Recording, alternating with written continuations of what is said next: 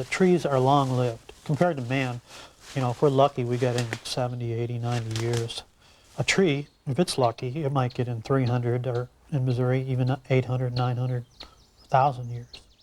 Richard Guyette studies the environment like few others in the country. His work many times takes him to remote areas throughout Missouri. He's a dendrochronologist, one who specializes in using tree rings as a tool, as a window into our past environment.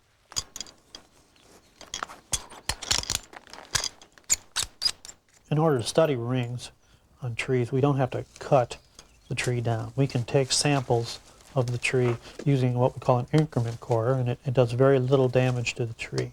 We usually core a tree a couple times. There's a lot of variability between one side of the tree and the other.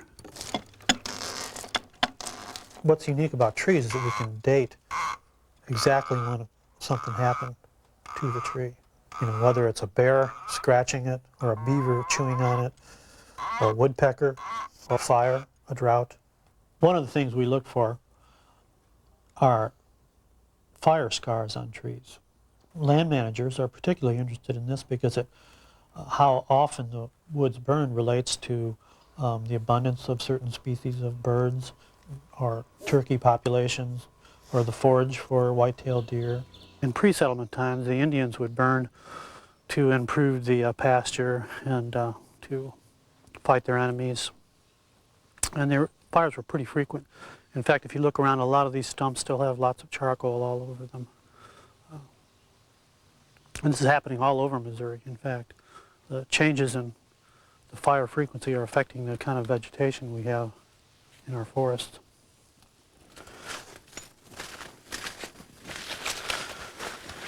Oak decline is a problem in Missouri.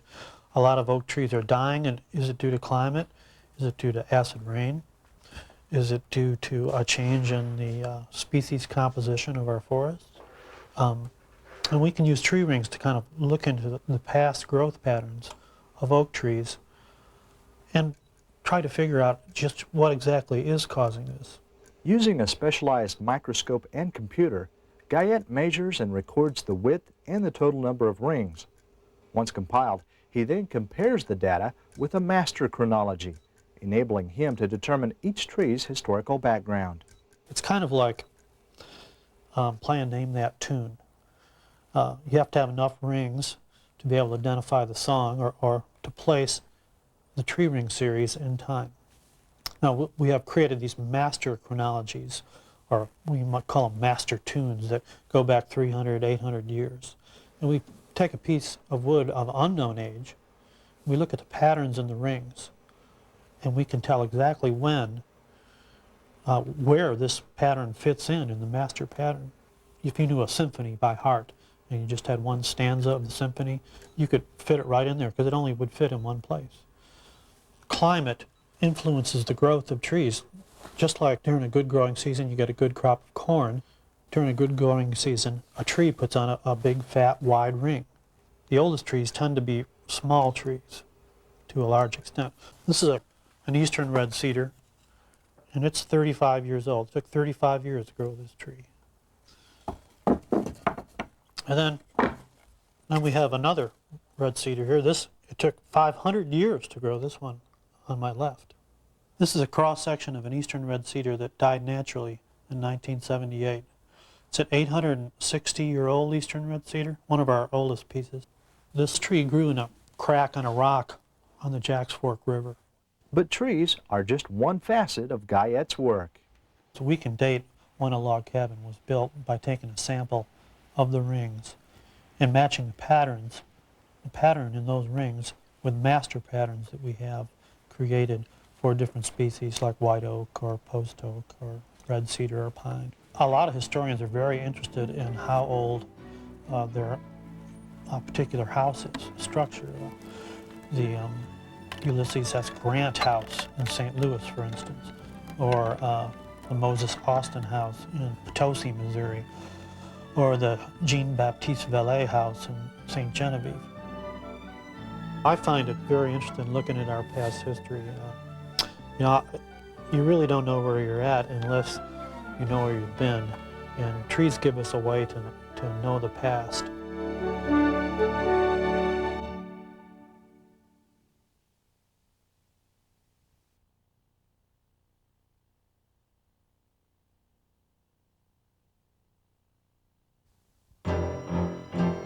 Your trees are in trouble. They've got spots, or rust, or something else that looks pretty nasty. This is Phomopsis tip blight. It's very difficult to tell it from a winter injury or a drought injury. And the way you can diagnose this is to look under the scope and identify the fruiting structures, which are the little black pycnidia here that produce the spores. So could you tell what was ailing this juniper? If not, you need to get acquainted with Sue Burks, the Missouri Department of Conservation's forest pathologist. It's someone who deals with diseases on woody plants. We go in and identify them, make recommendations as far as how you might control them or how you might manage for a particular disease. I have a master's in pathology. Prior to that, I was in private industry doing commercial tree care and took a fair number of horticultural courses on my own. I loved working with trees, and when I was out in the field with my own company, the diseases were the things that I was particularly interested in. Sue's interest in disease came in handy when one of her first assignments with the Conservation Department was a project geared toward disease prevention at the State Forest Nursery in Licking. She had to find a substitute for a product that had been taken off the market. The idea for the study originally came from when the fungicide that the nursery used predominantly for its preventative disease control lost its labeling last fall. So we wanted to look at fungicides that were labeled for the same diseases, but that might work as possible replacements. So we have 4 different fungicides that we're comparing here on these plots. The plots are each sprayed with a different fungicide. Those are measured for growth, for diameter, for the number of healthy primary roots. We also visually rate the plots for the amount of disease symptoms on the leaf, and then we run those through statistically to see if there is a difference between one treatment and the other. In addition to research like this, Sue manages a variety of other responsibilities. We have a direct contact with clients that will bring a problem to us or call our staff foresters with a problem and want one of us to come out to their site or talk to them over the phone to identify a problem that they have.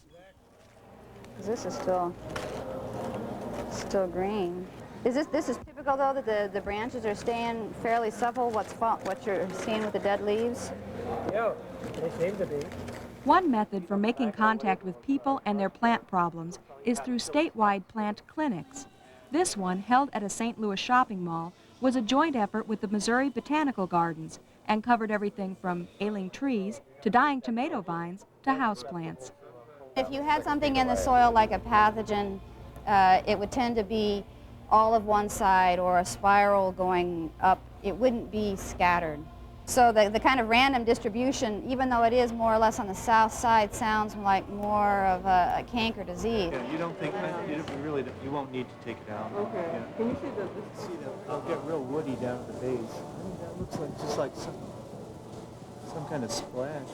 These tend to they can get quite woody, in fact, with great age. Other people looking for answers send samples to Sue's lab in Jefferson City for a more in-depth examination of what's ailing their trees. On the pines, we got a couple of different things we're looking at. The thing that was obvious when it came into the shop, and the reason why the homeowner sent it in, was the black that's all over the needles and the stems, and that's a fungus called sooty mold. When you look closer, you can see the large female adults of the tortoiseshell scale, and the young are starting to crawl around and up the needles. The white is just kind of a wax that they put out that protects them. It can make controlling them somewhat difficult because it also will keep insecticides off them. Diagnosis and research, seminars and consultation. With forest pathologist Sue Burks on the job, Missouri's trees, both public and private, have never had it so good.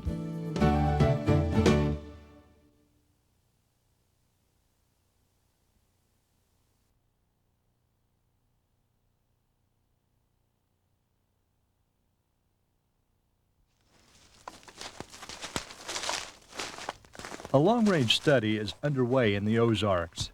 It's aimed at ensuring the conservation of state forest land in Missouri. Scarlet oak, 16.1. What we're trying to do in this project is take a look at the entire forest, all the things that live in the forest, all the things that make up the forest, and see what effects our management has on those, so that in the long term, throughout the entire state, we will try to balance our management so that we're not favoring one species or one group at the expense of others. That's why in 1990, the Missouri Ozark Forest Ecosystem Project, better known as MOFEP, was started by the Missouri Department of Conservation. The program will help foresters learn more about the effects of various timber cutting practices in Missouri's forests. We're concerned about game and non-game wildlife species, reptiles, amphibians, all the vegetation that grows in a forest. We want to determine what the effect of forest management is on everything that's living in that forest. So we're setting up various projects to monitor that. Researchers are currently taking inventory of the study area in southern Missouri, from measuring and identifying trees and plants to trapping and tagging songbirds, snakes, lizards, and small mammals. Beginning in 1994, various timber management practices will be implemented, from clear cutting to selective cutting to no cutting. The effects of the management practices on the plant and animal life will then be monitored. And because it takes a forest decades to mature, the study will extend over a long period. The first phase is scheduled to last 50 years. Many people may think we need to stop cutting, but that in fact is changing the forest probably as much as cutting. The Ozarks, as we know it now, are a result of clear cuttings in the early 1900s. If we do no cutting, we may be changing the whole species compositions, which would in turn affect the wildlife that uses them. We're trying to balance the users of the forest. Everybody's got their own little niche in the forest. No two people probably want the same things out of the forest.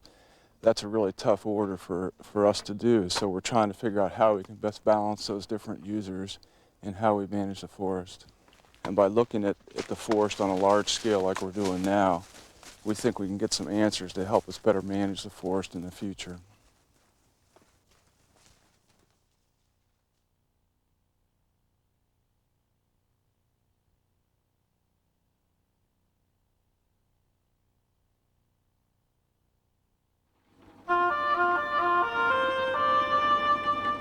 In an average year, the George O. White State Tree Nursery in Licking, Missouri produces 6.5 to 7 million plants. What separates it from your average nursery is the fact that it produces almost 50 different species of trees on 50 acres of land. Other nurseries may grow many times more plants than we do, but as far as I know, we have the widest range of species. And of course, part of this is due just to the fact where Missouri is located. Being in the middle of the country, there's just not a small group of species that fit all needs in Missouri. The nursery was established in the 1930s by the U.S. Forest Service, and operations were taken over by the Missouri Department of Conservation in the mid-40s. Over the years, nursery staff have made advances in nearly every stage of seedling production, starting at planting time. Placing the seed in the ground is probably one of the most critical steps in our operation that will eventually determine the quality of the plant that we ship. And the seeder that we have now will allow us to very precisely place the seed at the depth, the number of seeds per foot of row. So it's a very versatile machine. We use the very thin layer of sawdust to maintain moisture and looseness on the soil surface, and then the hydromulch, the green water slurry looking material, is used just as a sticker to hold the sawdust in place until the seedlings emerge. The seedlings will come right through that without any problem. If you're familiar with trees at all, you know that there is some species that seems to be maturing fruit just about every month of the year, and as a consequence, we are seeding things just about every month of the year except perhaps the very dead of winter. Some seeds demand special treatment before they are planted. A few require chemicals to prevent fungus. Others need to be separated from the fruit or pod to save storage space and aid in accurate planting. Nursery workers even go so far as to trick Mother Nature with a process called stratification. Many seeds have a requirement that they receive a certain amount of chilling before they will germinate, and this is done by moistening the seed, keeping it in a wet condition, and in a cooler and sealed in plastic bags at about 35 degrees Fahrenheit, and literally fooling it, I guess, into thinking that it has been planted outside through the winter. To improve the cultivation of Missouri's future trees, the nursery greenhouse is home to research involving plant genetics, rare plants, walnut grafting, seed selection, and seedling production. The whole point of the tree improvement program is to get better quality trees that will grow better, survive better in Missouri's hot weathers and cold winters. We're just trying to give you Missourians a better quality seedling. Thanksgiving usually signals the beginning of the harvest, when the plants become dormant for the winter. The lifting machine has a blade that actually moves in the soil and slices beneath the roots. And once it goes through, the shakers loosen the soil around the roots of the tree, and then the crew follows by hand, removing the trees from the soil, shaking any remaining dirt from the roots, placing them in the plastic tubs, and then they're gathered up and hauled into either the grading room or into the cold storage. The nursery's newest edition contains processing, cold storage, and shipping all under one roof. The traffic flow is such that once they get into the building, they can be processed quickly, efficiently, and do not have to be moved 2 or 3 times in and out of cold storage before they are processed. This streamlined operation begins with grading. We basically grade to 2 sizes. It's acceptable or it is not.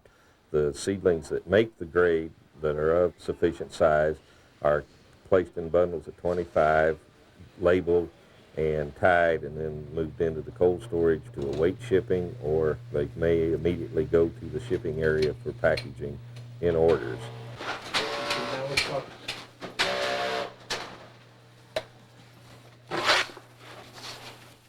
Shippers complete the final preparations of the seedlings. A recently installed computerized barcode system has cleared up the only major bottleneck at the new facility. Landowners who receive these bundles pay only 60% of the cost of production. Quite a deal when you consider that in a few years, these trees will be performing many functions, such as wildlife cover, stream bank stabilization, erosion control, and windbreaks.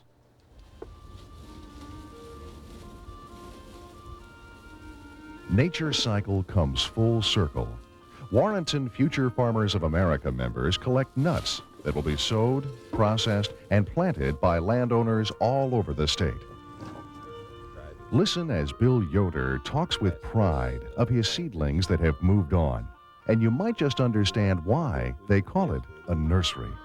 And it's just a little bit of personal satisfaction to see these little trees, little plants, throughout the state of Missouri, and know that there's a good chance that you personally had something to do in their being there.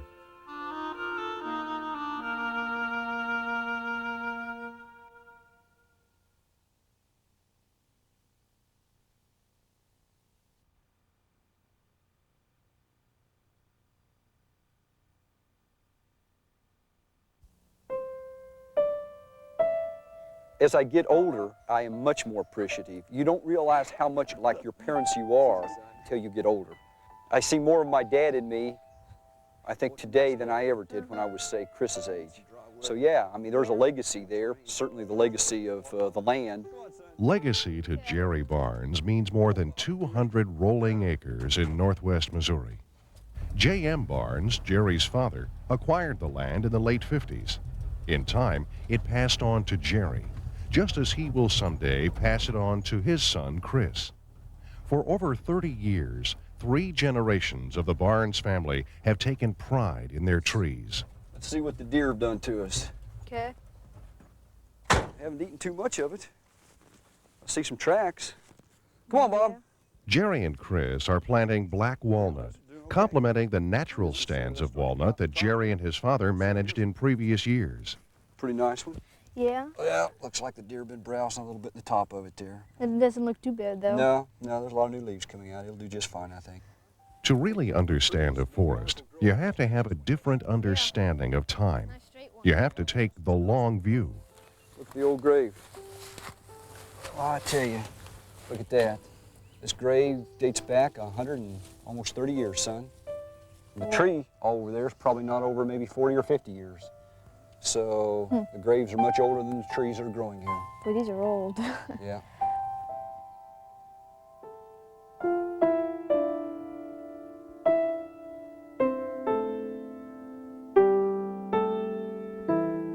Bob DeWitt is a resource forester with the Missouri Department of Conservation. For the past 3 decades, the Barnes family has looked to the department for technical assistance with their timber management plan. All your tree farm materials finally came in. Well, thank you very much. I really appreciate that. This morning, Bob, we went up, and this is the small patch here that we planted just this spring, the one we talked about earlier. Right. And this is the old cemetery that was right next to it. The trees are doing very nicely. The deer browse has been minimal so far, and the trees, with the moisture we've had, are doing quite nicely. It looks like the survival rate is going to be very good. One of the thrusts of what I'm trying to do is to utilize our farm to the very best of its abilities. Some of the areas are best suited for livestock production, others perhaps for crop production. As I said, about half of our place is native timber stands. But along with that, we have a lot of small areas that really can't be well utilized for crop production or livestock production. And those are some of the first areas that I'm trying to reforest. The best utilization of that ground, from an economic standpoint even, is to put it back into a plantation stand of timber for timber production. I always remind him when we plant the trees that as much as he might gripe, I should be griping louder, because it's going to be him that utilizes those trees. It won't be done in my lifetime.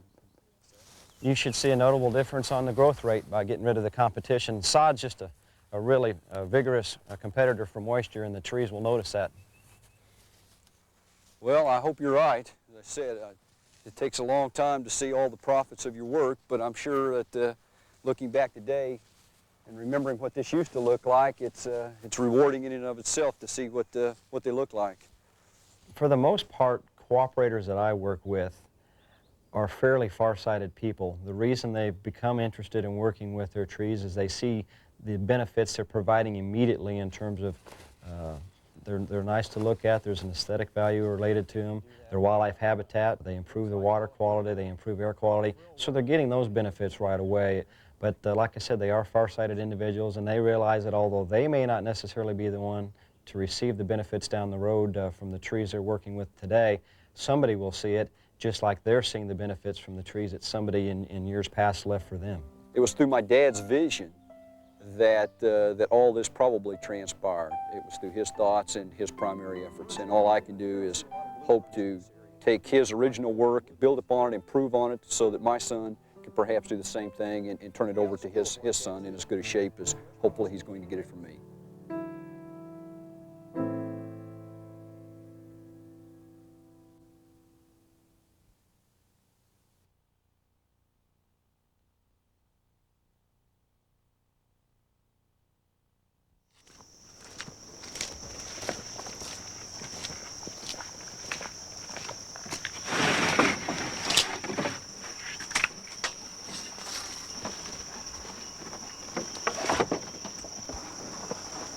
Back.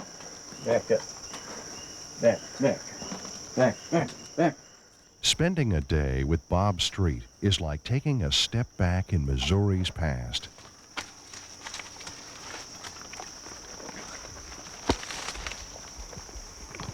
Just like his father, and his father before him, he logs with mules.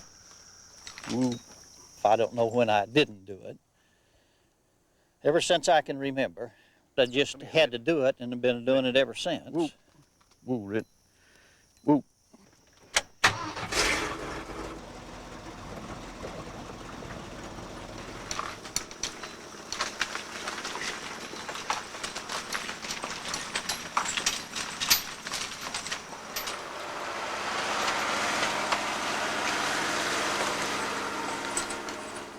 Missouri's forests have long provided wood products for America and overseas.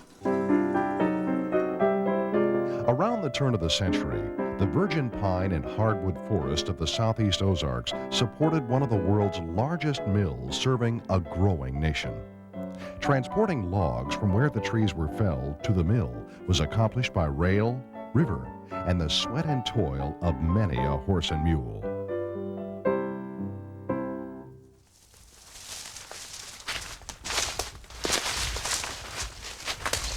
Some would say that Bob works alone, but when you ask him about it, the introductions start.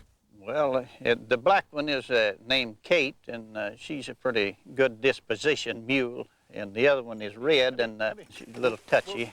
They're pretty smart. I mean, they're stubborn and everything, but they still pretty smart. We raised them both. They're smooth mouth, both of them smooth mouth. That means they're past 10. That's about all the information you're going to get on that deal. In the area Bob's working today, trees were selected with both the landowner's goal and forest stewardship in mind.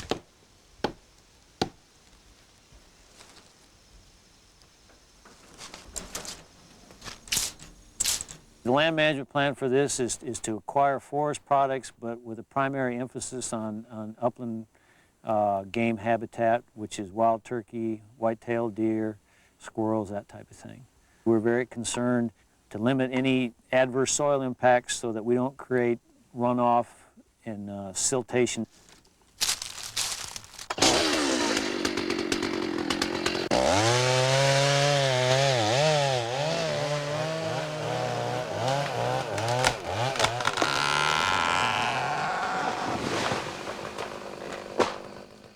Little has changed over the years. The chainsaw has replaced the crosscut saw. Otherwise, the routine remains the same. Just Bob and his mules. Woo, Kate. Woo, Jack. Come here. Come here, come here. Well, yay is right, and come here is left, and whoa is stop, and get up is to go. And that's about all there is to it. They just like a human. They have bad days and good days. Come on, Red. I couldn't do without them, and we understand each other. You learn to trust them, and they trust you. The work is hard, but business is good. While the demand seems to be growing, the number of those working with horses and mules is on the decline. One reason for the increased interest is that mule logging disturbs the forest less than its diesel counterpart.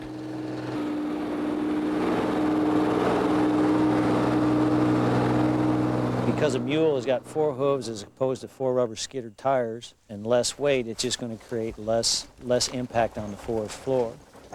After only 6 months, evidence of this old mule skid trail begins to fade away. And don't ask Bob which method he prefers. He's biased. Mules. They talk to you. You got to learn that language they speak with them ears. They'll tell you when there's a deer out there or a varmint.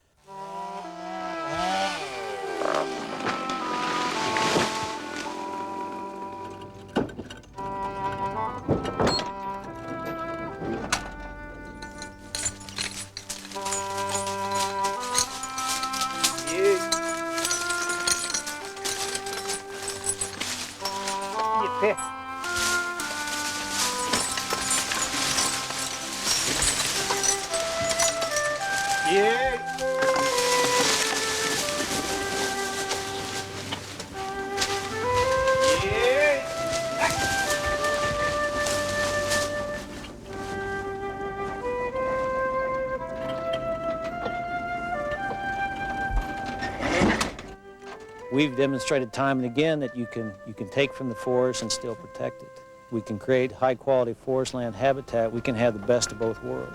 And that's where a man like Bob Street and his mules come into play. And we're concerned about forest stewardship. And this operation here is an outstanding example of looking towards the future and perpetuating the forest resource with a little bit of the past thrown in. I just never could be shut up inside, and I love it outside, and I wasn't aiming to do it all my life, but here I am doing it, and I love it now. Come here.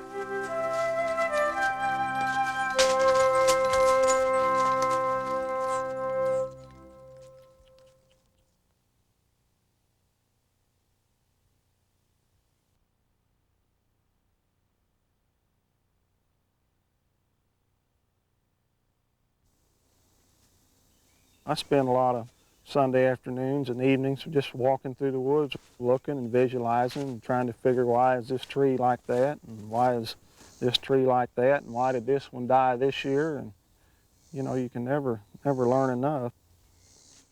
Jim Starr is constantly trying to learn more about the trees in his own backyard.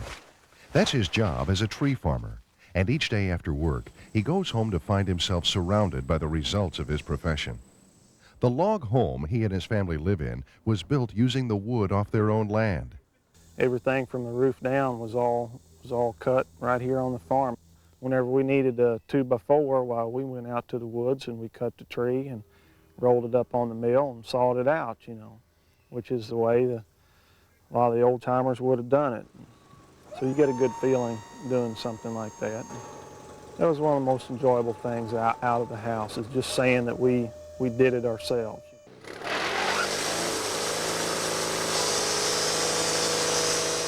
Jim bought the sawmill specifically to build the house, but the knowledge and experience that he gained during construction helped him transform his dream home project into a booming tree farm business. When I first started, didn't know that much about it, so I called the forester up and I learned a heck of a lot from him.